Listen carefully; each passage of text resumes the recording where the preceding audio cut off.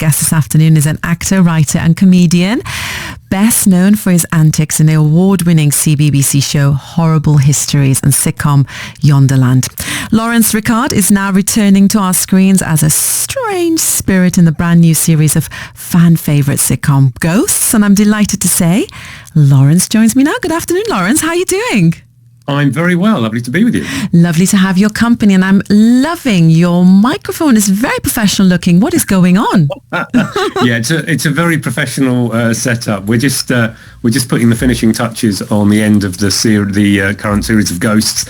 So we're still recording some dialogue today. So this is a little break in the middle of some dialogue sessions. Oh, so thanks for doing this. My fancy mic out. So hopefully it all sounds beautiful. So you've been doing the dialogue from home, have you?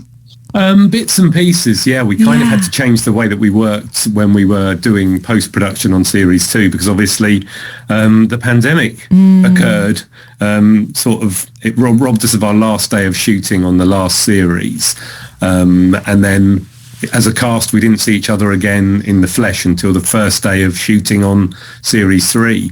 So everything in between times was done over Zoom and remotely. So we all had to invest in some microphones, so thus my fancy setup here. But, it's been brilliant. A number of times we've used it since, and we've been able to plug into all of the post-production on this series remotely as well. So it's fantastic. Yes, this is the new series of Ghosts, which starts tonight on BBC One Wales. I mean, it's a really fun show to watch, and I guess it's out of this world fun to work on as well, isn't it?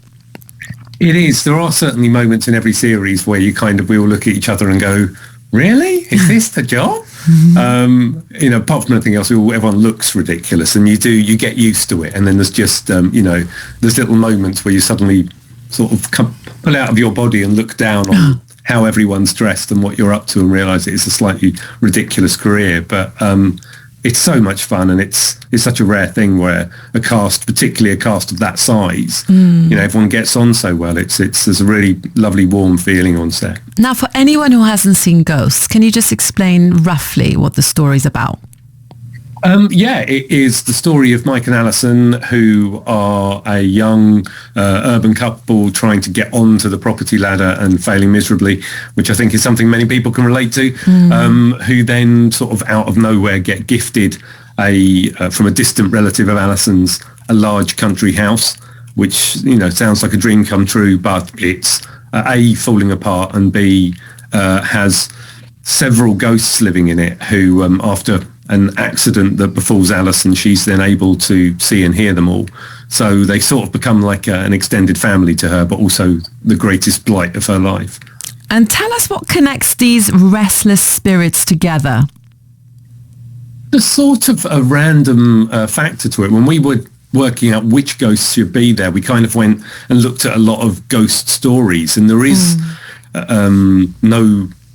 there doesn't seem to be any reason for which spirits people say that they've seen, the type of ghosts you have. There's the kind of the cliches, there's the World War II person that you might see in a group photograph. There's the headless ghost, there's a grey lady. But there was kind of no real rhyme or reason as to why particular ghosts cropped up. So we sort of took that as a bit of inspiration. And our ghosts have no real idea why they were picked either. And there's a sense in the very first episode of Series 1 where the old lady who hands the house over to Alison, when she passes away, all of the ghosts are kind of gathered around her waiting to see whether or not she passes over or whether her spirit hangs behind. And so there's sort of the unlucky ones, and they're all kind of eternally waiting to see if their day will come to pass over to the afterlife. But in the meantime, it's just kind of eternally hanging around together. And you play two parts, don't you? Because you are Robin the caveman. Yeah. Tell us a little bit about his past. He's a little bit of an unknown quantity. He's been there the longest. He's been there around 10,000 years. So for 9,000 of those, he didn't have an awful lot of company. Yeah. So he's I think he's gone a bit strange, as you know how it is as we all know how it is over the last couple of years. If you spend a little bit too much time in your own company, you do go a little bit odd. And I think 9,000 years has done that for him. But he's obviously, being a caveman, the speech center of his brain has only developed to a certain degree. But he's seen a lot in that time. So I think he's wise in his own way, but at the same time, he's quite a basic personality. So he can sometimes seems like the smartest man in the room, and sometimes he's sort of like the family dog. And where did he learn to play chess? That's a very good question. If you watch the new series of the excellent sitcom Ghosts, your question might be answered. Oh, so yeah, because the other character you play as well is the famous Tudor nobleman Humphrey, isn't he? And he's detached from his body. I mean, that must be quite a bit of a challenge to play as well. Yeah, they're sort of challenging in different ways. There's an awful lot of makeup, obviously, for Robin, and Humphrey's a little easier on that front, but there's quite a lot of contortion involved in playing Humphrey, because obviously I'm only playing the head most of the time. And so the body's somebody else. The body is, and some of the time it's me, most of the time it's a guy called Yanni who's inside a very clever costume, so he's playing everything from the neck down.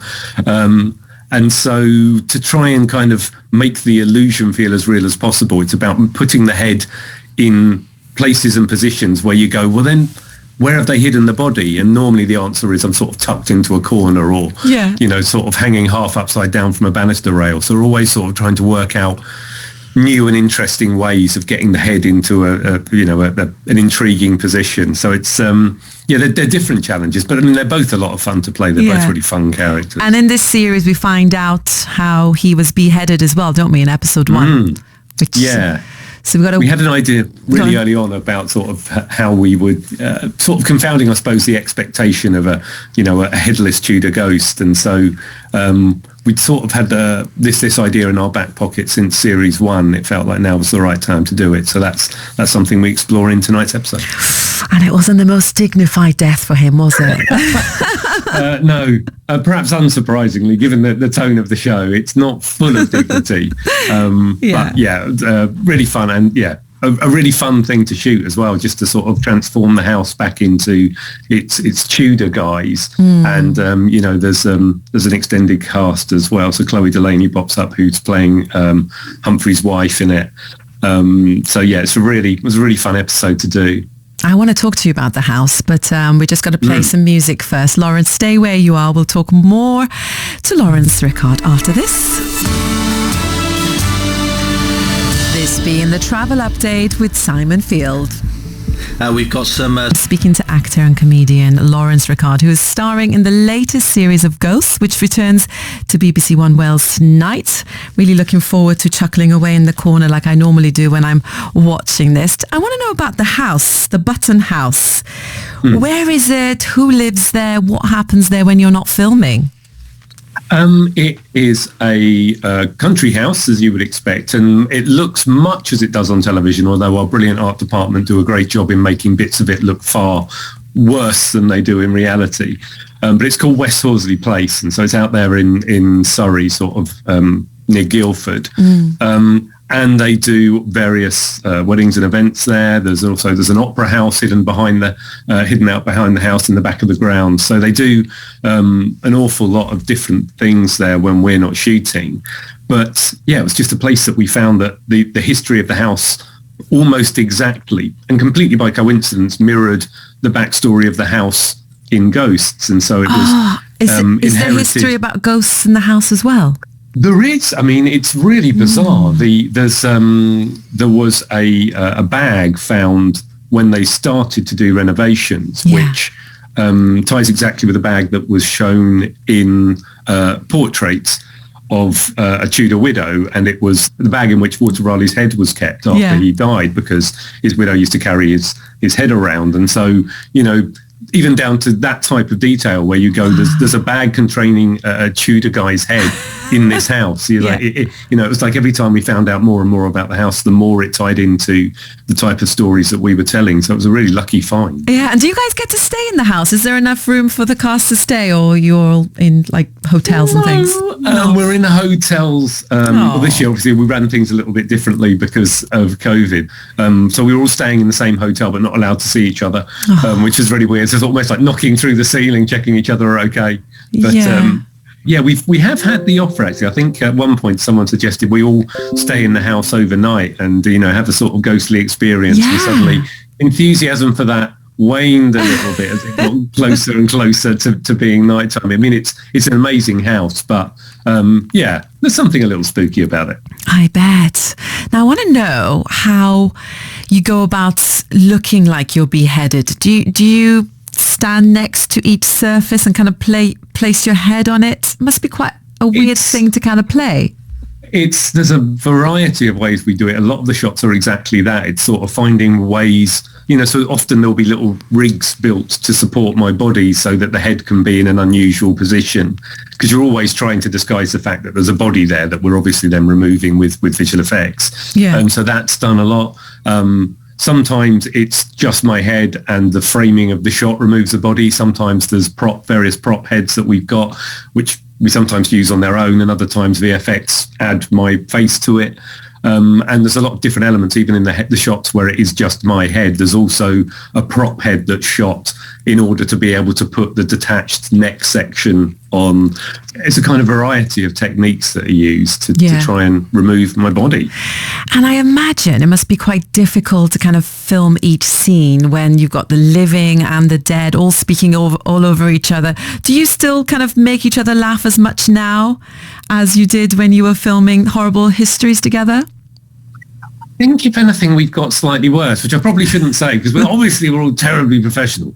But I mean, corpsing is a big problem, and the fact that there's sort of a larger core cast on this than there even was on Horrible Histories and Yonderland only compounds the issue.